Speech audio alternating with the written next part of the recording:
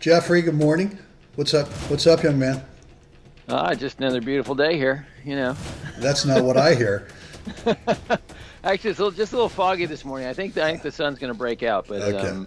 you know, Up there in the beautiful Napa Valley Napa Valley's wine tough to country. beat no matter what the weather is. Right. That's right. Good. Good. Well, guys, thanks for joining us today. Brent Abel here with Jeff Jacklich, goldballhunting.com. And if this is the first time that you've been with us, awesome, cool. Where have you been? Uh, Here's what we're doing: is we're Jeff and I are sharing stories from our past and actually present uh, uh, about competitive tournaments, leagues, kind of all that stuff. In terms of our epiphany, our aha moments that have helped us become better players. And we're going to share those with you in the hopes that they resonate with you, and that whether you're a senior tournament player playing local events, playing national events, if you're stuck at a certain level, we want to help you break through that level, get to the next round or so. If you're a league player and you want to win a higher percentage of your matches, your current skill level, and or if you want to actually move up to the next rating label, or if you're that Wednesday night guy or gal who plays with the same group. Maybe you don't play too many competitive events, but you just want to be the man every Wednesday night. You want to be the woman every Wednesday night, and you want to dominate, and you want them to buy you the beers every Wednesday night. Then, guys, you're in the right spot right here. The other thing we've got too is we are offering a free 10-minute coaching call with me and or Jeff. We could actually do a threesome on this where the three of us could get in the phone. It's a free call, 10-minute coaching call. All we ask is, because it's such a short call, that you come to the call with that number one thing in your game right now. That's right. The number one One. thing that you have not been able to figure out. And if you're the DIY guy or gal trying to teach yourself how to learn this game, it's probably not going to be sustainable. And so that's why to come to this call with the number one thing that you haven't been able to figure out, whether it's stroke technique or strategy. We kind of prefer the strategy or the tactical questions. The stroke technique, we can definitely give you some ideas. And if you've got a teaching pro that you're working with and there's something where you guys are stuck, not that we want to get in the way of what you're working on with that teaching pro, but maybe we can just give you a little nugget or two to help you through. So, Jeff, on that, you're on the hot seat today, and the hot seat meaning that I've got a question for you, totally unscripted. You Bring don't it. know what I'm going to ask, so I know I can sense you're over there kind of a little nervous on the kind of waiting on this thing. Could be a question about cooking or something, you know. I don't know. I've tasted your cooking, and it's all good. It's all good. So the question I've got for you is when we become better players is when we venture out away from our comfy confines of, for me, Yeah. the Berkeley Tennis Club, right?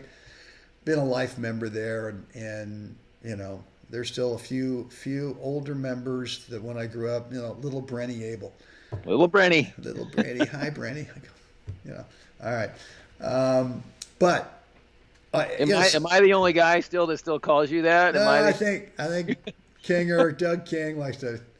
He actually goes the whole thing, little Brandy Abel. Um, anyway, Anyway, there are probably a few others. But so we get into our tennis facility, whether it's a club or whether it's a public place or wherever it is, but it's someplace that we have this familiarity with, that once we go out and start playing, whether it's a tournament or a league match, or maybe you get invited to go play some, just kind of a fun match somewhere, then all of a sudden when you're pulled out of your comfy confines of your tennis facility, right. things can change. And there are times when things can radically change. Radically change. So the question I've got for you, Jeff, is it's a two-part question. Part A is, when was that time when you played a match, I'm going to say it's going to have to be a tournament match, where you played a tournament match where it was some place that maybe you'd never played before, and the conditions were just horrific in terms of the wind was howling, the dust was blowing, the court was just a mess. The windscreen over there had been ripped from its moorings. There was, you're right next to the freeway. It's just horrible, and yet you somehow found a place, found a little, I don't know, lack of a better term, a happy place, where you could bring it all inside and just go, God, I just love this. I just love this. So I'd rather be no place else, right? That's right. So that's part A. And then, of course, part B will be the same kind of situation, but where you just went, I absolutely hate this. and the match, maybe if you were in your comfy confines, would have turned out differently. So let's start with part A. Where was that place? What was the scene like? What happened? Blah, blah, blah. It's almost, this is interesting. Because as I'm thinking there while you were asking the question, I'm thinking, okay, windy, blowy, windscreens, blah, blah, blah, all this stuff. And nothing was really resonating. And like, okay, what's that? I like, there was the time I was there and that was kind of shitty, but excuse me, but it was kind of crappy, but it wasn't like this horrible, horrific thing, So for me, it's the same match. Okay, even though there's a single outcome of the match, the fallout from the match is the kind of the story here. So I'm playing the national amateurs down in Alabama in the summer of '81. So you're not really a senior player at this point. No, not yet, right. Not yet. So okay, but it was a major, thing. So it's probably upwards of 115, 120 on the court. 98% humidity. Second match of the day for me. I was one of the lucky ones. Got to play a second match that day, and of course the perfect storm is the ice machine at the facility breaks, so there's no ice. You can't get cool. It's hot, muggy. It's like playing tennis on the sun. No one wants to be out on the court. No one, So anyway, I find myself playing my second round, and I've won the first set. Middle of the second set, we're on serve and changing sides now. There's no ice. There's no this. I'm metering out what little I have left in my little thermos, that's cool water. It's like an old movie where you're dabbing the wet cloth on your mouth. Little eyedropper. Milk it, milk it for as long as you can. And, for me, my body started to react to the situation, and so literally I'm sitting there and I'm opening my eyes and the court's spinning. Wow. And it's getting serious, right? Yeah. So, he mentions, he sees that I'm in distress, and says, if you want to stop, feel free, Jeff, blah, blah, blah. And I just, at that point I was up the break. I'm going to serve for the match at 5-4. And I just looked at him and said, well, you're going to have to break me. You break me, I'm out of here.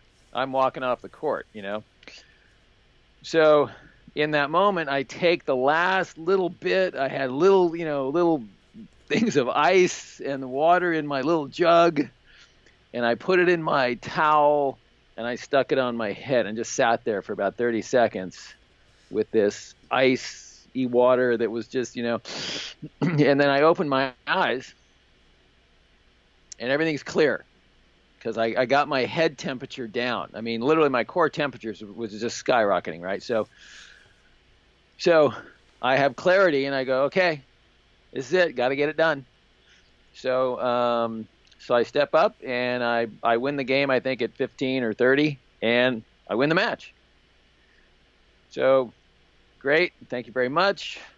Grab the stuff, grab the gear, back to the clubhouse. And everybody's coming off the court is just soaked. I mean, you can walk through the clubhouse and you can hear the shoes. Everybody's shoes are soaked like they've been walking in puddles. And so, I mean, it's this amazing situation that's going on, and everybody's, there have been guys already that had dropped, and the paramedics had come out already a few times. Wow. Over the course of the last day or two, with guys heat exhaustion and heat stroke and all kinds of stuff going on. So anyway, I come into the clubhouse and I sit down, and I'm kind of stretched out on this chair, and somebody tried to pass between me and this table that was next to me, and I kind of flinched quickly, and that immediately sent a cramp into my right thigh. And then it was just a cascade effect. Everything, both quads, hamstrings, all of it just starts to, literally it looked like I had tennis balls under my skin. The muscles were just balling up, and it was horrific. So I'm on the floor squiggling around like a worm. And all my buddies come over and they grab me and they stretch me out, and they're trying to help me out here. And then paramedics are finally called, and they pack me in ice, and I go to the hospital that afternoon, still packed in ice to get my body temperature down and all that. And I spend the evening there in the emergency at the USTA hospital in Alabama. So how does this all circle back to, We're waiting. to your question, right? Yeah, because that's just the horrific scene was horrific, and I couldn't play the next day. Well, you know what, Jeff? For me, that story brings up, which I really wasn't expecting this thought to come up from me by listening to your story, but what it brought up is that if we're going to become better players, there are going to be times, whether it's, as you said, your body goes through this horrific event, or whether we have to deal with, as I initially described, a ridiculously windy day. I remember once we played the 35 hard courts in Arizona, and it must have been blowing at least 50. At least. It was like, right. It was insane weather, and you could try to hit a lob, but you never knew. You never knew what was going to happen. Right. And the toss, the ball toss was just like you had to just pick it out of your hand. It was just crazy. But it's those types of things where you're out of your comfy confines. It's no longer the Berkeley Tennis Club. It's now Alabama. It's now Arizona. And either your body is going through a whole bunch of stuff, or the conditions are just so bad that you do kind of question, what am I doing? What am I doing here? Why am I doing this? Is it, and I right. think that the players that have a chance to ascend up, you might lose that match. You might have, cramped before you won the match, and yet you'd put yourself out there and put yourself through it. And I think that there are those times that right. You have to go through if you're going to become a better tennis player. I think the simplest kind of let's say moment out there is to decide I want to be there. I'm gonna stay here. I'm gonna do this, right? And even under those kind of conditions, and so it's a decision you make. And so after that match, though, obviously I didn't play the next day because my body just couldn't do it. But in terms of my career, though, I had an understanding, though, that I had to make a choice to want to be there. So since then, yes, there's been windy days, and through all the senior tournaments that I've played, and I don't see those as somehow, it really doesn't. I see it, and I just look at it and kind of go, okay, which direction is the wind coming from? Okay, it's coming from southwest to northeast. Okay, great. That means, and I just logically kind of go, how do I use that to my advantage? I start seeing every, if you want to call it environmental variable, as something that how do I use that to my advantage in this situation? So from that match, even though it was a college match, how it's affected me, in my senior career is acceptance of the environmental variables that I have no control over. However, can I figure out a way to have this work for me? So whether it's, playing in a court next to a freeway and it's rush hour traffic and there's all kinds of stuff going on, if I notice that this guy is a little bit bent out of shape, I am going to look like, oh my God, this is my favorite condition to play in. I can't wait. Gosh, I wish it was louder. And to walk through it in a manner that just has your opponent possibly looking at you going, how is this guy not, is he deaf? Is he, is he not seeing the scene here, right? And so I think that's, for me, the bridge out of that into my senior part of, senior career is just that the environmental factors are the environmental factors. The factors, and some of them are private. Maybe something happened in the morning before you got to a match, something personal in your personal life. If you're going to spend the next 2.5 hours or 2 hours pissing and moaning about the environmental factors, or the fact that, boy, I got the cable guy coming at 3:00, I need to get out of here, but pull over right then, go to the nearest Starbucks, get a coffee, get a donut, and go home. Yeah. And like, because get a donut. A dozen donut holes, please. Yeah, I mean, it sounds silly, but why put yourself through the mental and emotional anguish for the next 2 hours? Yeah, but we've all done that. When you don't want to be there. Yeah, but we've all, at least I've done it. I've gone out where the conditions just suck, right? And it becomes the story, it becomes the excuse story, right, that I want to build up right now, because if I lose to this guy, then hey, I just didn't handle the wind very well. Right. People are going, you think I care about that? I mean, right. Kind of a moron are you? I don't care about that. You absolutely, obviously you didn't have the guts to go out and do what you just described. And so I think we all, yeah, you're absolutely right. It's almost like we have to embrace those situations. Last week here. So on that Monday morning, my first round match, I mean, my gosh, it was blowing 35, 40 miles an hour. There was palm tree debris everywhere. Right. And so I just accepted it. Off-site, courts are kind of crappy, windier than crud. There's stuff blowing around. You're kind of looking. Here comes a palm frond down. You're going, whoa. And then I get through that match. Not a clean match, not a beautifully great playing match, but you get through it. Next day, I got to play at 7:45 in the morning, and there's no wind. But if you're on the north side of the court, when you're looking south, the sun is directly above the fence, and you're going right just so you can block out half of the sun. Right. And you're just going, but you know what? You just work your way through it. And a lot of guys, you say, hey, what time's your match tomorrow? I got to play at 7:45, man. Can you believe that? And I'm just going, well, I do too. So that's just the deal. Right. So, figure it out.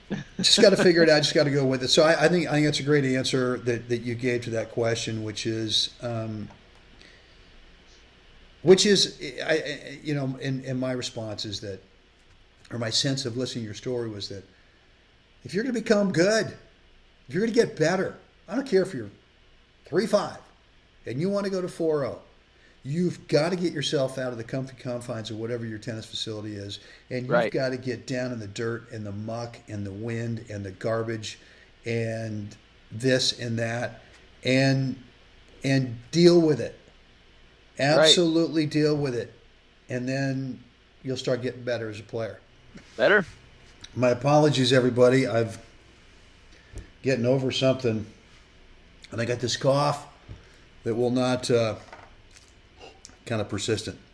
So I got a little cough drop in there. Anyway, Jeff, we were just talking about, or you were talking about how I was so right about something. So go ahead. Well, we can become fair weather players where, it's boy, it's a little too windy today. Let's not play. And, I get that. We all have, if we all have lives, and there's time frames that we have to play or not play. And tennis is supposed to be an enhancement, experience. It's supposed to be a positive addition to your life. And so, I will freely admit that there are some days where it's like, I'm not going out there. I'm not going to do it. However, if you are trying to get to the next level, you're going to have to experience the environmental factors and the mental and your own personal emotional factors on certain days. That's just the way it goes, and the thing to realize is that on those, that could be the day that is the tipping point for you. Under those conditions, that could be the day that you get the win that boosts your confidence. That could be the day that you made the decision. I'm going to live through this, and I'm going to see this differently. I'm going to be positive about this experience today. And so those are the days that unless you decide to be there, if you're not there, you can't have that experience. So I get it. I even cancel lessons sometimes when the wind starts to hit upwards of, might be close to 20 miles an hour. It's tough. It's tough to function to actually get some work done. So we may actually go inside, get the computer out, and do something else rather than be on the court. Under those conditions. However, match play is match play. You got to get as much of it as possible. I think, we talked about in the previous episode about being desensitized to playing better players, playing in different locations, and again, playing under different conditions. And so the desensitization process in that is included in the environmental factors. You just got to get used to playing at a high school with dirty courts and no windscreens, playing at a really super nice club, and the only court that's available is center court in front of the restaurant at lunchtime, and it's crowded. And you're the feature match that day. Just happens to be that's what happens, right? So we can be at both ends of the the equation there to have that experience. Good. All right, I'm going to let you do the outro on this, because I'm feeling that the cough drop is not totally kicked in. But guys, just before Jeff tells you the 4 things that we want you to do, if you want to get on a 10-minute coaching call with us, it's a free call. If any of this stuff resonates with you, if you think this is pretty good stuff that might help your game, and yet there's one thing in your game that you just have not yet figured out, then we're happy to offer you a free 10-minute coaching call. But you got to come armed to that call with that one thing. This is not a general discussion about your game, because we want to help you kind of move the needle towards ascending up into that skill level, or that level of play that you want to get to. The way to do that is just shoot an email to letusknow@goldballhunting.com, and we'll set up a time and day that's convenient for you. And ironically, actually, I got someone today from Australia who wanted to do a call. And I said we could either do it Skype or Zoom. We can offer that as well. And Jeff, the 4 things we want everyone to do, they are: like us, share us, comment below, and subscribe. Oh God, what amazing pressure! Guys, thanks for hanging out with us today. We will do this again tomorrow. And as always, come on now, get out there and make it a spectacular day. All right.